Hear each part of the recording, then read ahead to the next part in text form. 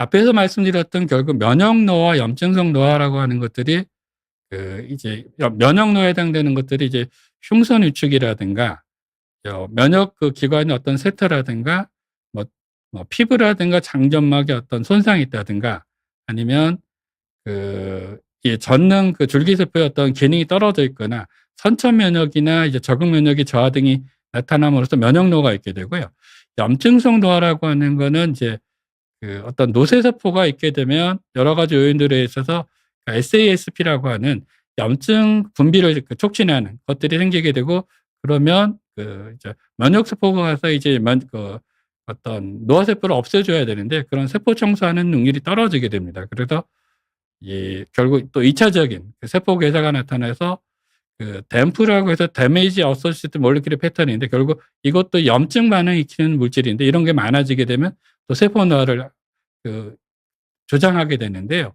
이런 염증성 노화에 기여하는 부분 중에 이제 어떤 대장내, 장 기능에 장내세균 불균형이 있거나 아니면 대사 조절에 이상이 있는 경우들에서 염증성 노화가 이제 더 진행된다는 것들이 알려져 있습니다. 그래서 결국 건강한 장내 미생물층을 갖고 있다는 것들이 면역 노화나 염증성 노화를 억제하는데 완화하는데 이제 기여한다라고 볼 수 있겠습니다. 일반적으로 이제 식단이나 영양소나 어떤 생활 습관을 통해서도 면역 노화를 조절할 수 있는데요. 현재까지 의학적으로 알려져 있는 폴리페놀, 항산화제에 해당되는 레스베라트롤, 커큐민, 플라보노이드라는 폴리페놀과 오메가3 지방산, 아이코사 펜타노일 게시드, 독코사 헥사노일 게시드, 오메가3 지방산이 있고요. 미량 영양소에는 비타민 A, C, E, D까지 포함하고요.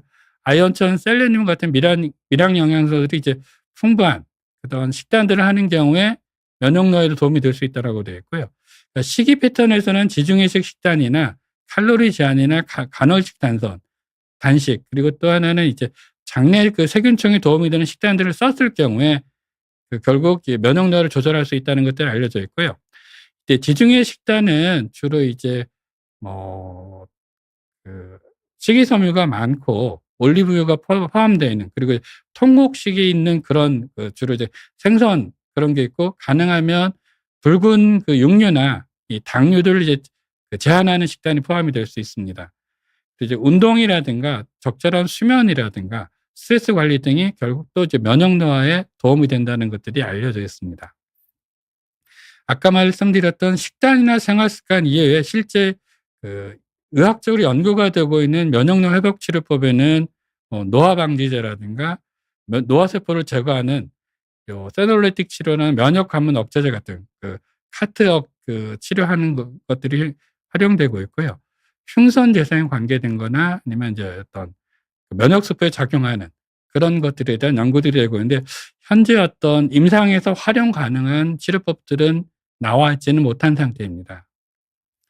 앞에서 말씀드렸던 결국 염증성 노화나 면역 노화를 완화시키기 위한 전략으로는 이제 적절한 생활 습관, 영양 섭취를 제대로 하고 운동을 규칙적으로 하면서 우울하지 않고 적절한 수면을 취하는 것들이 도움이 될 수 있고요.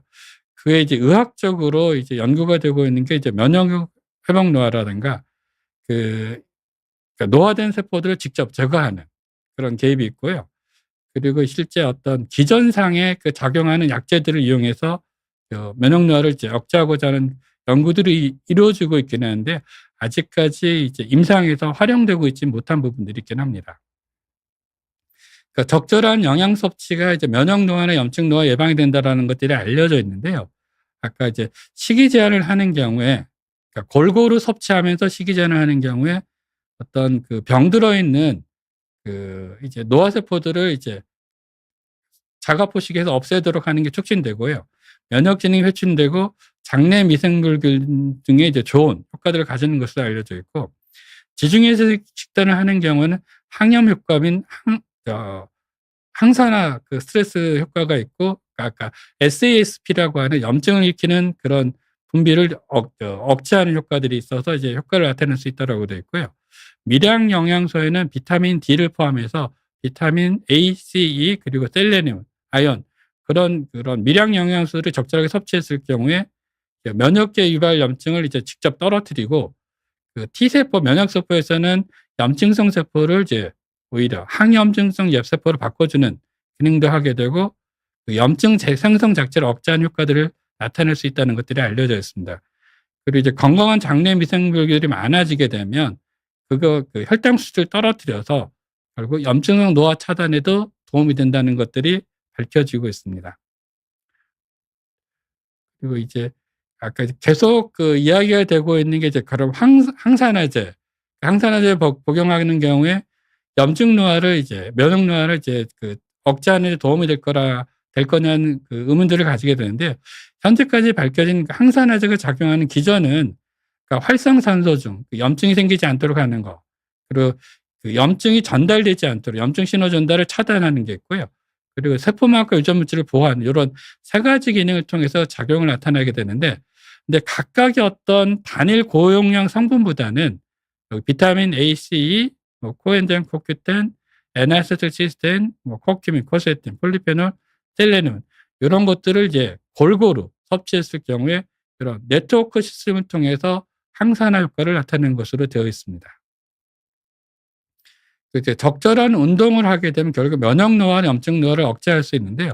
신체 활동을 통해서 이제 근감소증을 예방할 수 있고 염증이 이제 줄어든다는 게 알려져 있습니다. 그리고 이제 지구력 훈련이나 저항 훈련, 유산소 훈련을 같이 했을 경우에 염증 정도를 떨어뜨려 주는 것으로 되어 있고요.